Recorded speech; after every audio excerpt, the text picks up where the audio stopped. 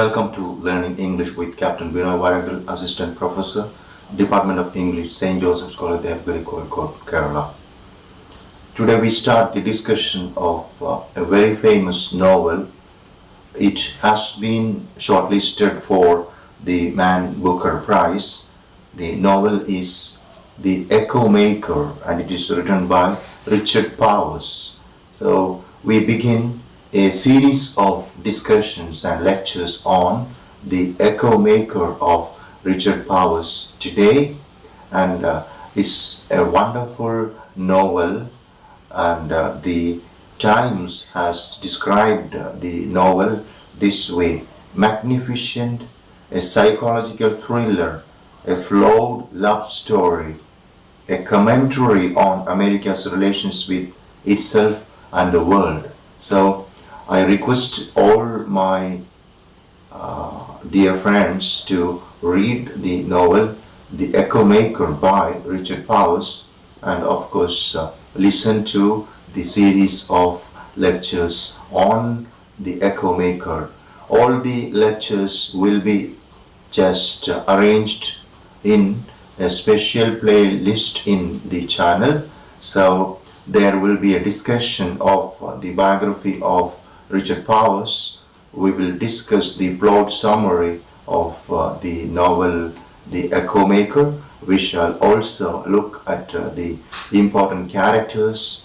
We shall discuss the themes, images.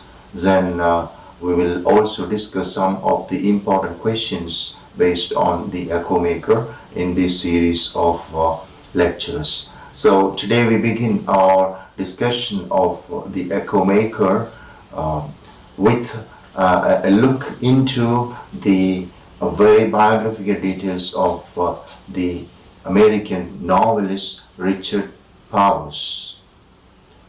Let us begin our understanding of the literary career of Richard Powers. Powers' characters themselves shift between the impulse to connect and its inevitable crash and burn, between the Emersonian urge to embrace the difficult ad lib of the world and the Dickinsonic need to recoil from its evident bruising into the supple sanctuary of the aesthetic enterprise, to withdraw into the secure refuge of a novel, a piece of music, a movie house, a museum, even cyberspace. Although long reluctant to encourage the distraction of biography, Powers has lived like his characters, sustained within a curiously similar geography, never quite at home, never quite comfortable with belonging, shifting between engagement and escape. Powers was born on 18th June 1957 in Evanston, Illinois, the fourth of 5 children, 2 older sisters and a brother and 1 younger brother. Early on, in the mid-1960s, his father, a high school principal with a working-class background, moved the family to the North Chicago suburb of Lincolnwood, an older neighborhood, Powers recalls, that was heavily Jewish. My sisters and brothers and I would be just about the only kids in school for the high holidays. He continues, I've always had a sense that we weren't quite native, a self-image compounded when we moved to Bangkok right before my 11th birthday. Powers then spent what he has frequently described as 5 eye-opening years in Thailand when his father accepted an appointment with the International School of Bangkok during the height of the American military presence in the Southeast Asia. Amid such dramatic relocations, the young Powers discovered the aesthetic sanctuary He tapped into both a sustaining love of music and an accomplished student of vocal music. He trained in the cello but also plays guitar, clarinet, and the saxophone. And he was a restless curiosity fed by voracious reading. Recounts the impact of both the Iliad and the Odyssey, testimony again to a position between, on the one hand, the realist impulse to record the world with the historian's eye, on the other, the poet's privilege to invent with the license of the unleashed imagination. His earliest reading passion, however, was for non-fiction, specifically biographies and science.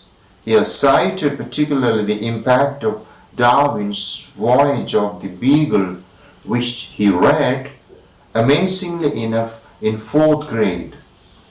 He recalls in part because of the panicked surge of interest in science following the Sputnik launch, the notion that he was somehow destined to be a scientist. Thus, as a teenager, he explored careers in paleontology, oceanography, and archaeology before ultimately choosing physics.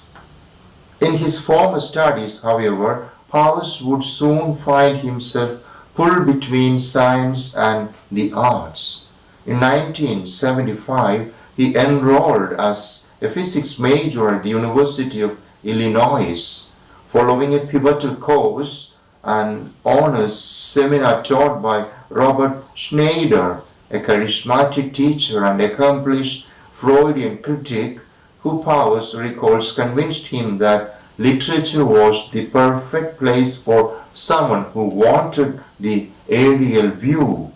He changed to English rhetoric when he realized with some frustration that the sciences demanded, even encouraged, an intolerable specialization. In his literary studies, Powers was drawn to the intricate narrative structurings of the first generation European modernists, particularly the work of Marcel Proust, Thomas Mann, and James Joyce, and to the emotional dramas of Thomas Hardy.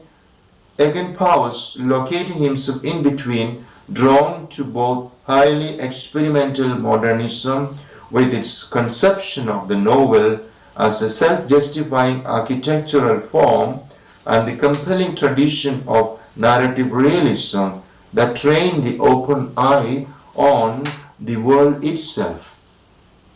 Powers completed his Master of Arts in late 1979, but the humanities could not provide Powers a secure space. He elected not to pursue doctoral studies as he feared finding in literary theory and criticism the same limiting need to specialize.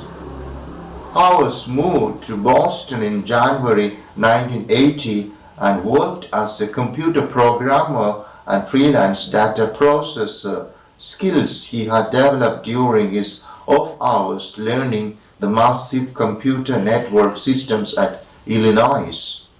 Computer programmer by day, he continued his eclectic reading program, ingesting volumes of history, sociology, political science, aesthetics, and hard science theory, as well as a wide range of novels and poetry, random pleasures all over the map.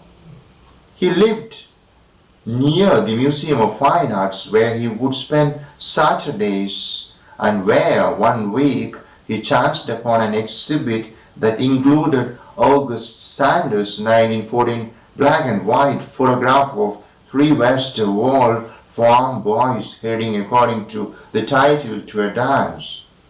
The image haunted Powers. All my previous years' random reading just consolidated and converged on this one moment.